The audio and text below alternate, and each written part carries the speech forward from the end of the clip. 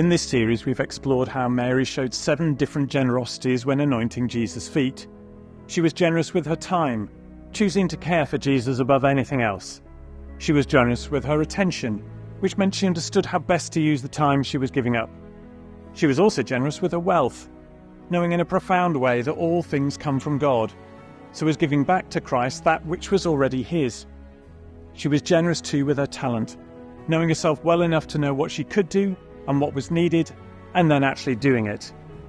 Anointing Jesus' feet was also generous with possessions, showing true generosity to give up a treasured and irreplaceable possession.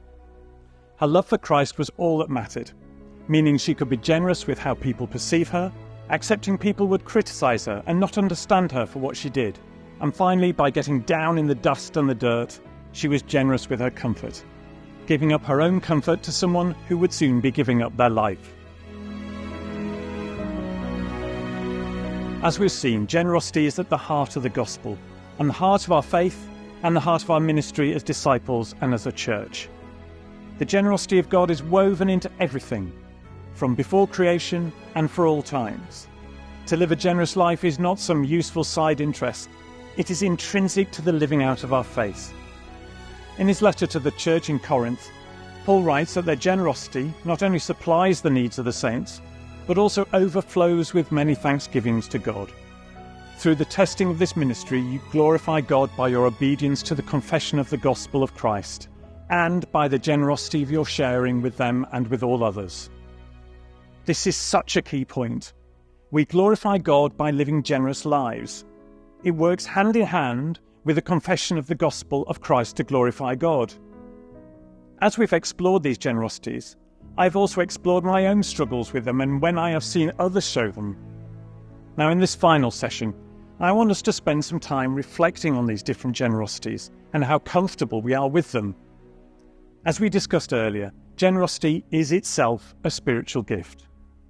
And so to lead a generous life in whatever way always starts from the same place, to pray that God will give us the gift of generosity in whatever way God is calling us to live a generous life. To live generously is never-ending.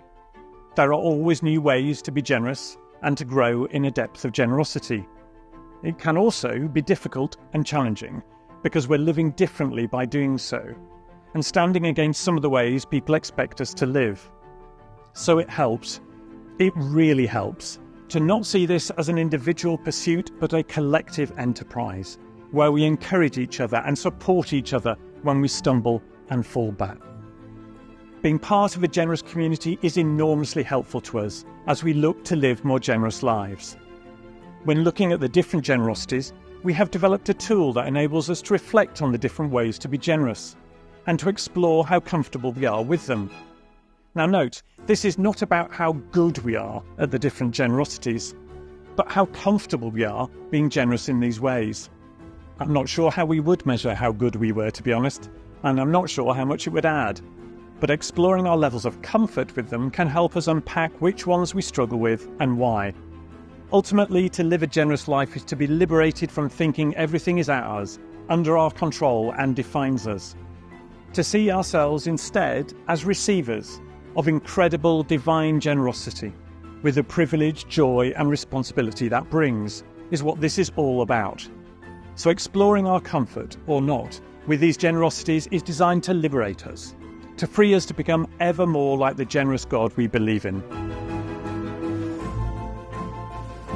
It might be tricky at times, but this is about discovering and rediscovering God's incredible, liberating generosity to us and being transformed by it.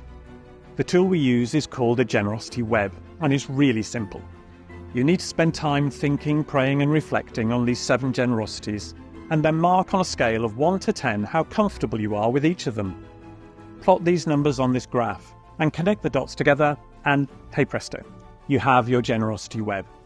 Carrying out this exercise gives us a structure to explore the 7 generosities, not just as an interesting intellectual notion, but as something that applies to how we live our lives.